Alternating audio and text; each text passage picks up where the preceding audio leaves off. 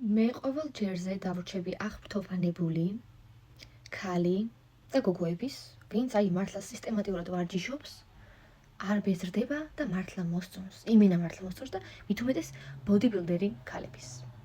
რატო ქალების და არა ყველას ვინც სპორტშია? იმიტომ რომ ქალებს განსაკუთრებულად ცვალებადი ჰორმონალური სისტემა გვაქვს. ჩვენი ემოციები, ხასიათი, საკვების მიღების სურვილი, ანუ რადგანაც ხშირად გვინდება ტკბილეული ისა ესა, დამოკიდებულია ძალიან ჩვენს ფაზებზე რა და მენსტრუაციულ ფაზებზე და ჰორმონებზე.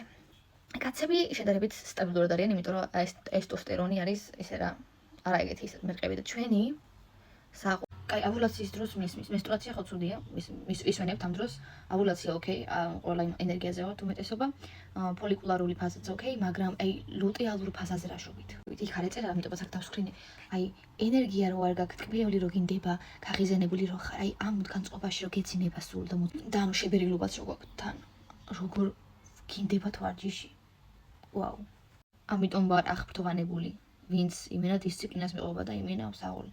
მაგას დავანებო თავი ფაზებს.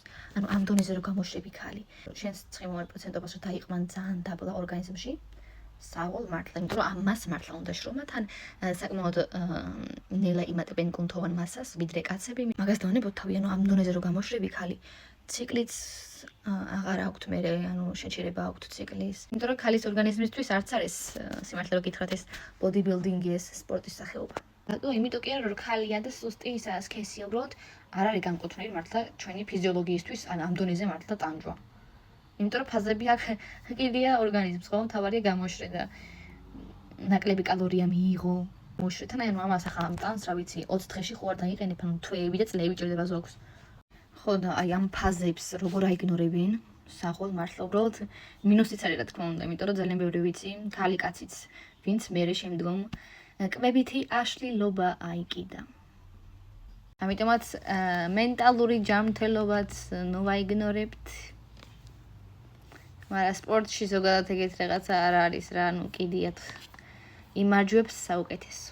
და ედრებიან ერთმანეთს, იმიტომ რომ აბა საუკეთესოს როგორ გაიგებ თუ არ შეადარე, ხო?